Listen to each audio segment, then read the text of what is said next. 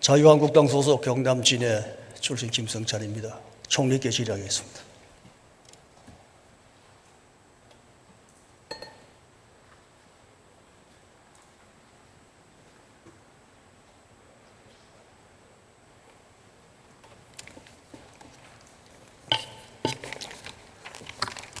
수고 많으십니다. 총리께서 조국 전 수석을 장관으로 제청하셨다 하셨죠? 네. 지금 상황이라도 제청했을까요?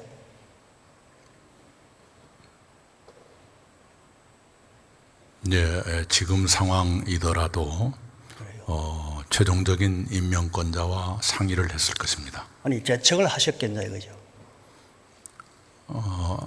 상의 결과가 어떻게 될지는 모르죠. 제청 당시에는 그런 상황을 몰랐기 때문에 라고 말씀하셨는데, 결론적으로 나라를 이렇게 혼란스럽게 만들었다면 제청을 하신 총리께서 책임을 일정 부분 지셔야 합니다. 늘 정치적 책임을 느끼면서 살고 있습니다. 아까 의원님이 말씀하신 제청은 아마도 초기 후보자로서 천거할 때를 말씀하시는 모양인데, 그때는 이런 일들을 그러니까 그때는 모르셨잖아요. 네, 저는 몰랐습니다. 결론적으로 이렇게 됐잖아요. 그렇다면 총리께서 사람을 잘못 제청하신 거예요. 동의 안 합니까? 아니, 그때는 이런 것을 전혀 몰랐는데요. 만약 그런 단계로 돌아간다면 어찌 됐을지 가정법이니까 말씀드리는 것 조심스럽습니다. 이 건에 대해서 청와대 정무수석이 조용히 수사하라 라고 공개적으로 발언한 것에 대해서 어떻게 생각하십니까? 오해의 소지가 있다고 생각합니다. 지금 그 압수수색 건 관련해서 대한민국의 보통 사람이라면 압수수색 받을 때에 어느 과장이 압수수색하는 검찰팀장에게 빨리 끝내달라, 우리 부인이 좀 아프니까 배려해달라, 이런 전화 할 수 있을까요? 할 수 있는 정도가 아니라 그 현장에 참여해야 되게 되어 있습니다. 그러니까 아니요. 네, 그건 장관이기 때문에 현장 가지 못하고 우연하게 부인이 바꿔준 전화를 받은 것이지요. 형사소송법 123조에 따르면 가택에 대한 압수수색을 할 적에는 아니, 참여하는 거야. 주거자를 거주자 책임자를 참여시키도록 의무화되어 있습니다. 네. 네, 그런 점에서는요. 그러고 일반인이었다면 가장이 그 현장에 가 있어야죠. 가장으로 했다고 합시다. 그렇다면 장관입니다 라고 그 점에서 생각하시면 안 되잖아요. 제가 어제 말씀드렸지만 공교롭게도 그 가장이 장관이었기 때문에 오해의 소지가 있었다는 점에서 아쉽다, 이렇게 말씀을 드렸습니다. 11시간 동안 압수수색을 해서 집안을 샅샅이 뒤졌다, 이렇게 비판하는 사람이 있는데, 사실은 제가 살펴보니까 11시간 동안 걸린 게, 처음에 왔을 때 변호사 올 때까지 기다려라, 물품 압수할 때 영장 발부해서 가져와라 하는 시간이 전부 다 걸려서 11시간 되었는데, 11시간 동안 집안을 샅샅이 이렇게 했다고, 이렇게 일부 비판하는 부분은 사실관계가 다릅니다. 네, 그 말씀 드렸습니다마는 압수수색 영장의 집행은 공권력의 집행이면서 동시에 개인의 기본 권한을 제약하는 일입니다. 따라서 과잉 금지의 원칙이 적용되는 분야이고요, 최소화되는 것이 옳습니다. 그런데 그 중간에 영장에 추가 발부가 있었다거나 또 여성 두 분만 계시는 곳에 많은 남자들이 가서 11시간 동안 있으면서 식사를 배달받아 먹었다든가 하는 것은 과잉의 소지가 있었다고 생각합니다. 11시간 동안에 변호사가 없었습니까? 그건 국민들께서 과도했다고 받아들이는 것이 아니 방금 말씀하신 내용 중에 11시간 동안 여성 두 분만 있다고 하셨는데, 네. 변호사가 없었나요? 변호사가 나중에 왔었죠. 나중이 아니라 압수수색 할 때에 변호사가 와서 시작했잖아요. 의원님, 기본적으로 그 가장이 없는 상태에서 아니, 그 이야기가 아니고 변호사가 있었나요, 없었나요? 변호사 입회하여 압수수색 했습니까, 안 했습니까? 왜 사실관계를 호도하십니까, 총리님? 호도라기가 아니라요, 거주자로서는 여성들만 있었던 것은 사실 아닙니까? 이렇게 검찰의 정당한 수사를 총리께서 지적하시고 청와대 정무수석이 조용히 수사하라. 이런 그 붓도 없어야 됩니다. 검찰 개혁 이전에 이러한 관행이 없어져야 검찰이 정말로 눈치 보지 않고 국민을 위한 검찰 될 거 아닙니까? 예, 수고했습니다. 들어가십시오. 네, 검찰도 헌법과 법률을 지켜야 한다고 생각합니다. 네, 수고했습니다. 통일부 장관 질의하겠습니다.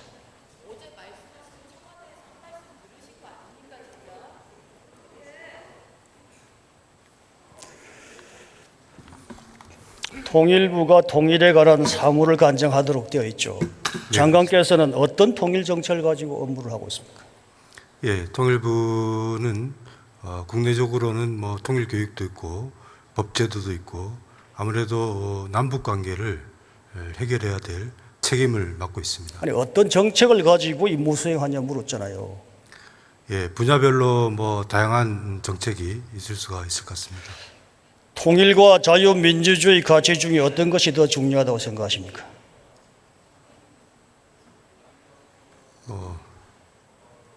여러 가지 가치들이 다 중요합니다. 무슨 여러 가지 가치가 중요합니까? 헌법사조 아세요? 헌법사조 이야기해 보세요. 헌법사조는 평화 통일에 관련된 조항으로 알고 있습니다. 네, 읽어드릴게요. 대한민국은 통일을 지향하며 자유민주적 기본 질서에 입각한 평화적 통일 정책을 자유민주적 기본 질서에 따라서 통일을 추구하라는 거 아닙니까? 그런데 그걸 답을 못해요? 네, 민족 공동체 통일 방안의 기본 정신도 그렇게 되어 있습니다. 그걸 답을 못해요? 통일부는 민족 공동체 통일 맞습니다. 방안을 계승하고 있습니다. 이산 가족에게 서로 만날 기회조차 주지 않은 것에 대해서 남쪽 정부든 북쪽 정부든 함께 잘못하였다 하는 말에 대해서 어떻게 생각하세요? 예, 대통령 발언의 취지는 이산 가족 문제의 시급성과 절박성을 말씀하시면서 정부 입장에서의 무거운 책임감을 강조하신 것으로 알고 있습니다. 아니 남쪽 정부가 잘못했다 이런 표현도 문제이고 이산가족 상봉 행사가 총 몇 번 있었습니까? 네, 지금까지 많이 있었고 가장 최근에는 몇 번요? 몇 번? 뭐 제가 정확하게 숫자를 아 그것도 뭐 하긴 못합니까? 2018년 8월 달에 최근에 있었습니다. 28번 중에 몇 번이 지연되고 몇 번 중단되었습니까? 이산가족 상봉은 몇 번 중단되고 몇 번 지연되었습니까? 예, 반영하고 있는데요. 남북 관계가 잘 풀릴 때는 이산가족 상봉이 잘 됐고 그렇지 않을 때는 잘 안 됐습니다. 총 3번이 중단되고 5번이 지연됐어요. 전부 다 북한 측의 사정 때문에. 북한 측이 내부 사정이다, 9.12 사태다, 대포동 발사로 대북 지원 여부 반발, 북한 때문에 남북 이산가족 상봉이 제대로 안 되고 있다는 착한 현실을 그대로 지적하고 평가해서 그것을 정책에 반영하여야 정말로 신뢰 있는 국민이 지지하는 그런 통일 정책과 남북 관계가 될 것 아닙니까? 왜 이렇게 왜곡되게 편협된 이런 분석을 하고 이런 사고를 가지고 계십니까? 예, 의원님, 물론 어렵고 굉장히 힘든 일입니다. 그렇지만 정부는 그것을 해결해야 될 책임이 있습니다. 이제 어렵고 힘든 거 압니다. 그러니까 그럴수록 솔직하게 정확하게 판단하고 평가해서 이 문제를 해결하고 접근하고 누가 잘못했는지 원인이 어디에 있는지 이것을 하라고 하는 겁니다. 예? 네, 의원님 말씀의 취지에 대해서는 공감을 합니다. 저도 추석날 임진각에 가서 이산가족 어르신들을 뵀을 때 정말 죄송하다고 말씀을 드렸습니다. 그런 차원의 취지로 이해를 해주시면 고맙겠습니다. 잘 알겠습니다. 수고했습니다. 외교부 차관님.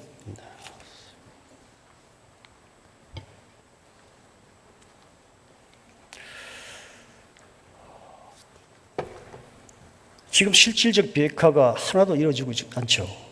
남북 간에. 네, 비핵화의 생각만큼 진전이 없는 그 거죠. 이유가 뭐라 생각하십니까? 지금 북미 간의 실무 협상이 우선 개최되고 있지 못하기 아니 그 근본 이유가 그 비핵화를 위해서 북한이 취해야 될 조치와 또 북한이 생각하는 거기에 맞는 상응 조치 간에도 아직 일치를 보고 있지 못합니다. 저는 그렇게 생각하지 않고요. 비핵화의 개념과 정의부터 서로가 생각이 달랐기 때문에 이게 진도가 안 나고 어긋나는 겁니다. 북한은 영변의 비핵화 시설만 비핵화하면 이것이 비핵화다 라고 하고 우리 한국 정부도 남북 정상회담하면서 그것이 그것이다라고 인식하여 해왔기 때문에 미국과가 대화가 이렇게 어긋나는 거예요. 동의 안 하십니까? 말씀드리자면 영변 시설의 그러면요. 폐기는 네네. 굉장히 중요한 의미가 중요하죠. 네. 있습니다만 그렇지만 그것이 된다고 해서 완전한 비핵화라고는 할 수가 없습니다. 그러니까 거기에서 쉽게 북한이 생각하는 비핵화, 또 우리 한국 국민이 생각하는 비핵화, 또 지금 정부가 북한과 대화하면서 말하였던 비핵화 이 정도면 됐다는 부분, 또 미국이 지금 생각하는 비핵화의 목표가 다르기 때문에 대화할 때마다 이것이 어긋나고 어짱나고 이렇게 허송세월하는 겁니다. 그렇지 않아요? 한미 간에는 적어도 완전한 비핵화라든지 그것을 도달하기 위한 방법에 대해서는 충분한 공감대를 가지고 있고 중요한 것은 북한과의 사이의 대화라고 생각을 합니다. 그래서 그러한 게 언제 어디서 나타나느냐. 영변 핵시설의 완전한 폐기가 비핵화의 입구다라고 말을 하고 있잖아요. 그 뜻이 뭡니까? 영변의 비핵화가 중요한 한 단계가 될 수 있다. 그런 출구는 뜻으로 어디입니까? 출구는 완전한 비핵화가 출구라고 합니다. 그렇죠. 완전한 비핵화에 대한 합의와 정의가 안 내려졌잖아요. 무턱대고 입구에 들어가서 나중에 출구 못 찾으면 어떻게 할 겁니까? 그러니까 완전한 비핵화에 대한 그런 합의를 전제로 해서 그다음에 다양한 방법론을 구사하는 것이 중요하다. 그렇죠. 일단 영변 핵시설 폐기부터 시작해서 제재 해제나 체제 보장 이 카드가 다 이래 나가서는 안 된다. 물론 시작이 될지 모르지만 그 입구가 들어가서 나중에 잘 안 되면 출구가 안 나오면 그때 돌아 나올 겁니까? 거기 소독할 겁니까? 왜냐? 북한이 비핵화하지 않을 것이다 하는 것은 많은 사람들이 지금 그렇게 평가하고 있잖아요. 그죠? 그렇다면 자 영변의 핵시설 비핵화만 하고 그걸 통해서 경제가 어느 정도 발전되고 체제가 보장된다면 김정은이가 무엇 때문에 다음 비핵화 단계를 나가겠습니까? 안 나가지. 그게 수도바지. 안 그래요? 그렇기 때문에 한미 간의 완전한 비핵화라는 최종 상태에 대한 합의와 그다음에 그러니까 그걸 도달하기 위한 로드맵이라든지를 긴밀히 협의를 해오고 있고요. 그 개념부터 확실히 해서 단계를 밟아가는 건 있을 수 있다 저도 봅니다. 엔드 스테이트와 언제 어떻게 하겠다는 부분이 정확하게 의사를 교환해서 합의하여 그 터널로 들어가든지 해야 된다 이겁니다. 그렇죠. 네, 그러한 한미 간의 목표에 대해서 북한이 접근해 올 수 있도록 실무 협상에서 대화하는 것이 중요하다고 생각합니다. 지금 북한 비핵화를 위해서 체제 보장을 논의하고 있습니까? 북한이 이 안전 보장 문제가 강하다는 것을 항상 중요하다는 것을 강조하고 있습니다. 체제 보장과 주한미군 축소 또는 철수와 관계가 있습니까 없습니까? 주한미군 철수 문제는 축소, 한미의 동맹 사안입니다. 없는 따라서 거다. 한미 간에 그 협의할 문제입니다. 그래서 깜짝 쇼나 이벤트로 국민을 해독시키려 하지 말고 정말로 실질적 비핵화가 될 수 있도록 일관성 있게 자신감 있게 좀 이 문제를 우리 정부에서 해주시기 부탁드립니다. 네, 최대한의 노력을 다하도록 하겠습니다. 알겠습니다. 수고했습니다. 국방부 장관 나왔어요.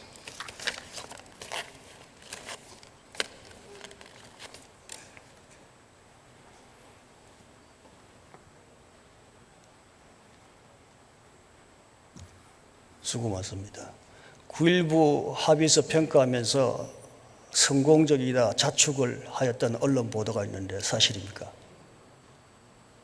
예, 뭐 자축은 아니고 9.19 군사 합의는 조금 전에 의원님께서 많이 강조하신 북한의 그런 완전한 비핵화를 일궈내기 위해서 그리고 우리 한반도의 항구적인 평화가 정착될 수 있도록 하기 위해서 기본적으로는 군사적인 그 긴장도를 남북 간에 낮춰야 된다. 그런 차원에서 진행된 것이고 지금 현재 초기에 조금 진행됐던 부분들도 있지만 많은 부분에 있어서 지금 정체되어 있는 그런 안타까운 부분도 있다고 생각합니다. 그래서 합의서 이후 현재까지 접경 지역에서 충돌이 전혀 없었다 이렇게 평가하셨죠. 예, 지금 현재 그 접촉 지역에서 아니 9.19 합의서 없을 때는 충돌이 항상 있었습니까? 누가 볼 때는 매일 9.19 합의서 없을 때는 매일 충돌이 있는 것 같이 이렇게 오해하겠습니다. 뭐 꼭 슬라이드 한번 충돌이 있었다라기보다는 뭐 또 의원님께서는 해군 참모총장을 역임하셨기 때문에 서해상에서 그런 그 충돌, 이 북한의 기습 도발 이런 것들이 있어가지고 우리 많은 장병들이 희생이 있었고 또 뭐 예를 들면은 뭐 무인기라든지 이런 것들이 내려와가지고 정찰 활동도 하고 가고 했던 여러 가지 일련의 사안들이 있었는데 기본적으로 현재는 이제 그런 것들은 없는 상태로 안정적으로 관리가 되고 있다. 이런 차원에서 말씀. 그러니까 1년 그거 가지고 잘 됐다가 자축 평가하는 건 틀렸다. 슬라이드 한번 보세요. 예, 그래서 뭐 자축 슬라이드. 평가가 아니고 과거에도 한번 보세요. 2015년 목함 지뢰 도발 후에 우리가 강력하게 대응한 후에 16년 2월부터 17, 6월까지 488 동안 또 468 동안 아무 충돌 없었어요. 왜 9.19 합의서가 정가의 보도인 같이 이렇게 평가를 하느냐. 예? 너무 왜곡되고 한쪽만 보는 거다. 동의합니까? 저 사실은 동의합니까? 지금 그 말씀하신 것 중에 충돌은 아니지만 예를 들어서 무인기나 이런 것들이 우리 영공으로 들어와 가지고 정찰 활동들을 하고 간 이런 사례들이 있지 않습니까? 아니 무인기 그거 뺀 거예요. 무인기가 17년 6월 9일까지 났기 때문에 연장이 아니고 중간중간 이렇게 이야기 설명하잖아요. 예, 그래서 뭐 기본적인 그런 하여튼 부분들은 잘 지금 유지가 되고 있다. 예. 합의서 이후에 한 건의 위반도 없었습니까?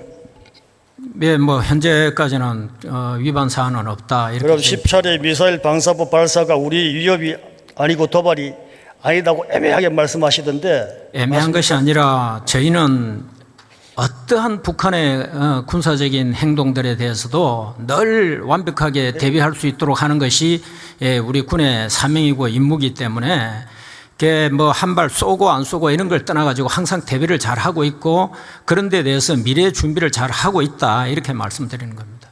4개월 동안 과거에 총 10회 이렇게 발사한 적 있었습니까?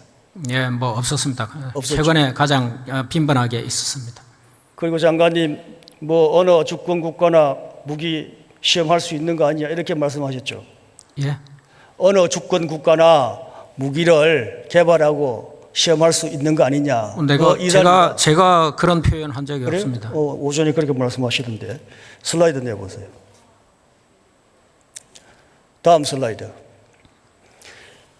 이것을 발사할 때 무기체계 시험평가로 발사한 게 아닙니다. 한번 보세요. 예? 파출로 만들겠다. 무력 시위 발사다. 단호히 제압 분쇄하겠다. 애고된 무력 시위다. 값비싼 대가를 치르겠다. 이게 단순히 무기체계 개발입니까? 장관님, 무력 시위가 뭐예요? 예, 뭐 북한 입장에서 개발, 그 다음에 무력 시위, 뭐 다양한 그런 그 목적을 가지고 이런 발사 행위를 하고 있다. 아니, 이렇게 보고 저희도 나름대로 거기에 대한 대비책을 강구하고 준비를 하고 이렇게 한다는 겁니다. 당연히 해야 되는 부분인데 이게 9.19 합의서 위반 아니다고 보는 나이브한 생각에 대해 지적을 제가 말씀드리지만 그것은 뭐 저는 그거는 말꼬리 잡기라고 생각합니다. 그래요? 이게 장관님, 예. 무력 시위가 무슨 말입니까? 왜 뭐 자기네들이 그 보여주는 행동을 가지고 그래요. 어떤 의미를 담아서 그래요. 그 상대방한테 전달하는 그런 게 있다. 네, 읽어드릴게요. 군사력을 가시하거나 위협함으로써 심리적 압박감으로 상대를 교란시키는 작전이랍니다. 이런 작전을 하는 게 어떻게 도발이 아닙니까? 그럴 수 있다고 보고 그래서 저희도 거기에 대해서 항상 만반의 준비 태세를 갖추고 있다는 것을 말씀을 드리는 겁니다. 만반의 준비를 당연히 하는 것이고 9.19 합의서를 위반하더라도 우리가 만반의 준비를 해야 되는 겁니다. 예? 제가 말씀드리는 것은 9.19 합의서가 정말로 우리 안보에 도움 안 되는 거다. 서해 동해 해안포 포문 개방한 거는 뭡니까? 초기에 그 개방돼 있는 곳이 한 곳 있어가지고 저희가 강력하게 그걸 항의를 했었고 북측에서 거기에는 해안포가 없다 하고 저희한테 이렇게 통보를 해줬습니다. 그런데 실제로 그 이후에는 전혀 없다라고 이렇게 말씀을 드리겠습니다. 그래요? 그리고 어떤 상황이 있든지 간에 저희가 그런 데 대해서 다 체크를 하고 있다 이렇게 말씀드립니다. 지금 장관님이 지금 여기 답변이라고 허위를 하시는데 개머리 해안포 개방 때문에도 계속 하였다고 국방부 대변인이 발표하였고 서해에도 13개 해안포, 동해도 3개 해안포의 포문을 개방하였다고 국방부에서 이야기하였는데도 합의가 이번 아니라고 지금 우깁니까? 그 해안포 포문이 개방되거나 그런 것들은 없다라는 것을 말씀드리겠습니다. 포문이 왜 개방되었냐 하니까 환기를 위해 수시로 열고 닫는 줄 알다고 국방부 대변인이 어떻게 그렇게 이야기할 수 있어요? 그런 부분에 대해서는 있었지만 그게 아니, 장관님, 예를 들어서 합의 군사적인 행동을 하기 위해서 있는 그런 행위들, 쉽게 말하면은 우리가 군사적으로 어떤 도발이나 위협 행위를 한 그런 것들은 없었다, 제가 그렇게 말씀드리는 겁니다. 합의서 위반한 거 물은 겁니다. 지금 합의서 위반했느냐? 평가는 하나도 합의서 위반 안 했다고 이야기하고 대통령께서도 유엔 연설 가서도 합의서 위반 안 했다고 하는데 합의서 위반한 걸 장관님께서 대통령께 잘못된 정보를 제공하고 말이죠. 한국군에 대한 지휘권 누가 가지고 있습니까? 예, 평시에는 우리 한국 합참이 행사를 하고 있고 지휘권 누가 가지고 있습니까? 지휘권 전평시. 전시의 지휘권 누가 가지고 있습니까? 전시는 지금 연합사령관이 가지고 있습니다. 무슨 전시의 연합사령관의 지휘권을 가지고 있습니까? 작전 지휘권을 지금 말씀하시는 거 아닙니까? 지휘권 제가 이야기하잖아요. 지휘권 누가 가지고 지금 있어요? 뭐 군통수권자 당연하죠. 한국군 지휘권은 전평시에 전부 다 대통령이 가지고 있는 거예요. 네. 예? 전시의 작전 통제권만 예. 한미연합사령관한테 줬잖아요. 예. 그게 전작권이 미국에 있는 겁니까? 뭐 일단 의사결정은 한미 통수기구에서 결정하게 되어 있습니다. 그럼 미국이 가지고 있는 거 아니잖아요. 그죠? 네. 그렇다면 한미연합사령관이 미군일 뿐이지, 네? 전시작전 통제권이 미국이 가지고 있지 않은데 무슨 전환이고 환수입니까? 예, 뭐 일단 현재 사령관 자체를 미 측에서 하고 있기 때문에 2006년도부터 전작권 전환을 하면서 우리가 사령관을 하겠다, 그 의미가 되겠습니다. 네, 그게 전작권 전환이고 환수가 아니고요. 한미연합사령부의 지휘체제를 조정하거나 개편하는 겁니다. 그 사령관을 한국군 사령관으로 하는 거예요. 그게 무슨 말이죠? 미국이 우리 전시의 작전권을 가지고 있는 같이 국민들한테 자존심 상한다 이렇게 해서 안보 태세를 허약하게 만드는 이런 행위를 하냐 이겁니다. 안보 태세를 허약하게 하고 있지 않다라고 분명히 말씀드리겠습니다. 장관님 정말 양심에 손을 얹고 말할 수 있습니까? 네, 그렇습니다. 전작권 전환이 한미연합사를 해체하겠다는 의도 아닙니까? 미래연합사령부가 지금 시스템보다 더 강화돼서 이 창설이 됩니다. 어떻게 강화가 됩니까? 지금도 잘하고 있는데 지금도 잘 되고 있지 않습니까? 미래연합사령부는 참모 기능을 더 보완시키고 그 미래연합사령부 예하의 각군 구성군 사령부를 지금보다 훨씬 더 탄탄하게 굳건하게 시스템적으로 조직적으로 해서 가고 있다 이렇게 말씀드립니다. 지금 한미연합사령부가 한반도 평화와 북한 도발 저지하는데 무슨 문제 있습니까?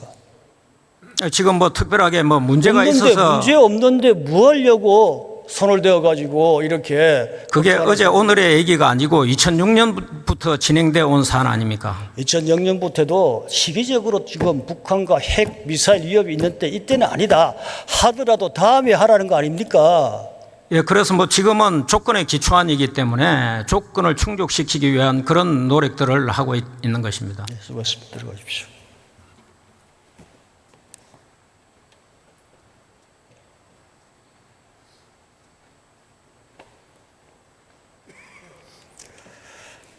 존경하는 국민 여러분, 평화와 통일을 위해서는 대안은 필요합니다. 대화나 문서로 평화가 온다면 더없이 바랄 것이 없습니다. 그러나 문서나 말로서 평화를 지킬 수 없다는 것을 역사가 말해주고 있다는 것을 잊어서는 안 됩니다. 대화를 하더라도 합의를 하더라도 우리가 먼저 해야 할 일이 있습니다. 국민을 하나된 마음으로 뭉치도록 해야 합니다. 강력한 안보 태세로 어떠한 도발도 격퇴할 수 있어야 합니다. 우방 국가의 동맹을 더 튼튼하게 발전시켜 위험을 같이 막아내야 합니다. 존경하는 국민 여러분, 자유민주주의 대한민국은 누구의 것도 아니고 어느 정권의 전유물도 아닙니다. 5천만 대한민국 국민의 나라입니다. 어느 정당, 어느 정권이 마음대로 국가 체제를 바꾸려 해서도 나라의 미래를 결정해서도 안 됩니다. 자유민주주의를 지키고 한반도의 진정한 평화와 통일의 미래를 위해서는 모든 국민의 목소리를 더 경청하고 국민의 명령에 따라야 합니다. 어려울 때일수록, 어려운 문제일수록 조급해하지 말고 차분한 마음으로 국민적 차원에서 간절히 호소합니다. 감사합니다.